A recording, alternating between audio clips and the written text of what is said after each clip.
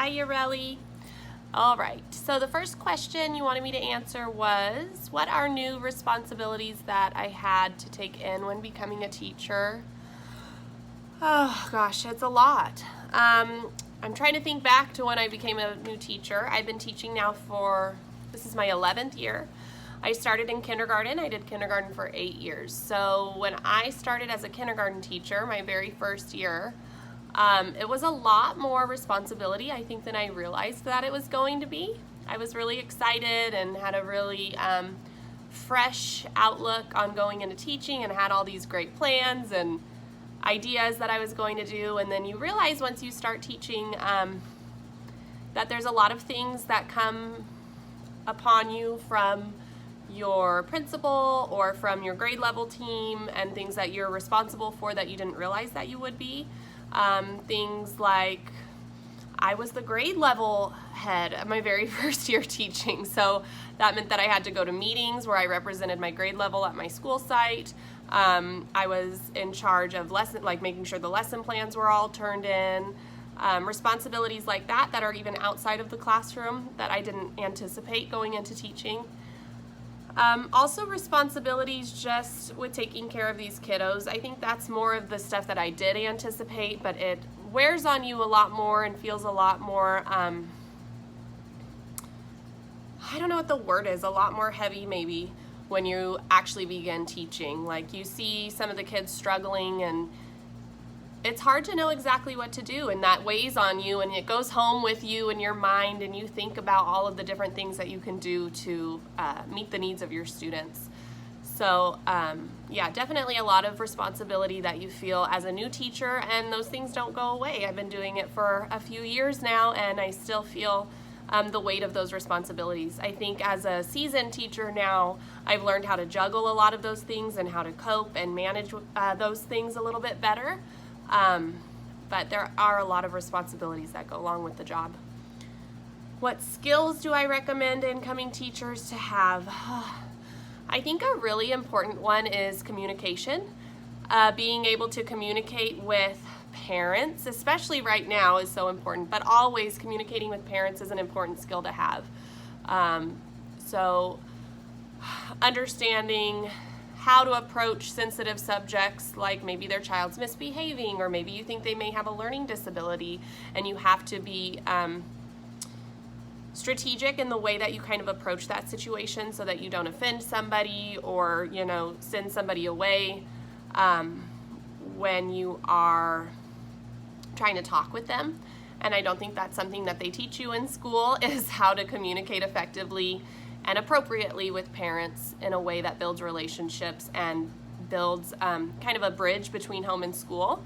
I think that is so important, especially for your struggling students, because oftentimes those are the harder relationships to build. The parents may not be as receptive, or there may be some issues that are going on in the home. So yes, having communication skills and knowing when to step in or when to communicate with parents and when to kind of back off a little bit. There's a balancing act there. Tons of skills that incoming teachers have to have, not only the communication, which I think is so important, but also the willingness and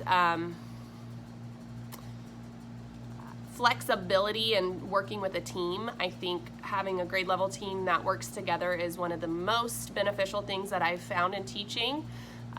Creating lesson plans together, sharing resources with one another, bouncing ideas off of each other for different students and different situations. So having the ability to work with people, work with a team, and also communicating with your team and with parents and families, I think, are really critical. What skills did I personally gain?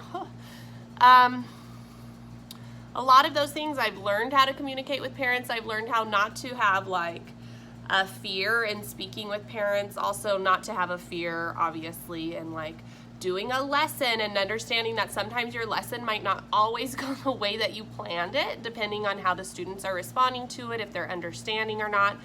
And you gain that skill in teaching, is okay, I gotta stop my lesson and backtrack and revisit something or reteach something Or even if sometimes it seems like maybe it's too easy, like you learn the skill on how to beef it up for your students in the moment. Even though it might not have been written on your lesson plans that way, you really do learn how to be responsive when teaching, responding to your students' needs in that moment, even though it might not be the way that you planned. And that happens every day. Every single day that I'm teaching, that happens. You kind of gauge your lesson based on what your students' response is. And probably a million other skills that I've gained that I just don't have time to list all of them for you, but tons of skills. Communication skills, working with a team skill, that kind of skill, like gauging your students and changing your lesson.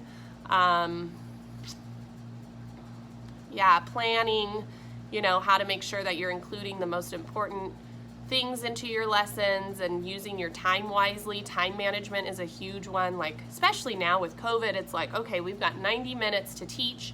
What are the most important things that we're gonna put into the day so that it's gonna give us the most bang for our buck, and you do that even when you have students in the classroom. Like, okay, am I gonna spend, this amount of time on math? Am I going to spend this amount of time on writing? And sometimes those things are dictated for you by the district. They tell you exactly how much time you have to spend on those things, but you still have to decide how you're going to utilize your time and what you're going to put into your math lesson for those 90 minutes or however long it might be. So I think time management is a huge skill too that you learn as a teacher.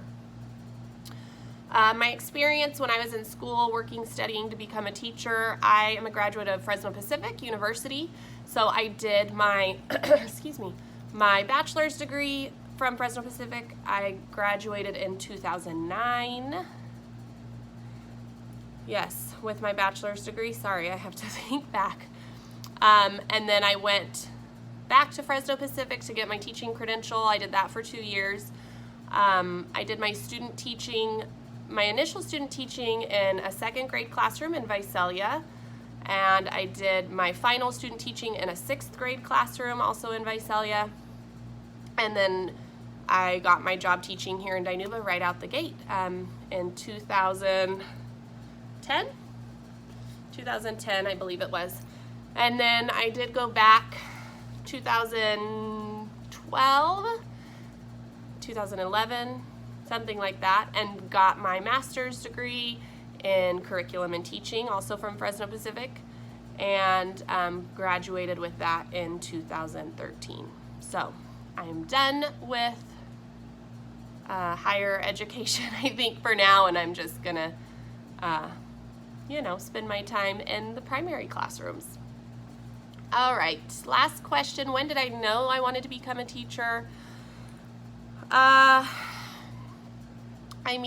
I can remember being a little kid and you have to do like writing projects or, somebody will ask you, what do you want to be when you grow up? And my response was always that I wanted to be a teacher. I don't know exactly why. I don't have some like fancy or elaborate story about it. But it was kind of growing up, I always was just, that's what I'm going to do. I'm going to be a teacher. And I don't know why. My family, my mom is not a teacher. My dad's not a teacher. I don't know, I just always loved school and I always loved my teachers, and it was just kind of a thing that I was like, yep, that's what I'm gonna do. And it was no question, even after I graduated high school, like I knew I was gonna go into liberal studies for teaching, and that's what I did. So I hope that answers your question. I hope I didn't ramble too much, but those are good questions, and they, could have much more thorough answers than what I gave you. That was just probably a little snippet. So if you have any follow-up questions or anything, you can message me. And I hope you're having a wonderful day, and I will talk to you later. Bye.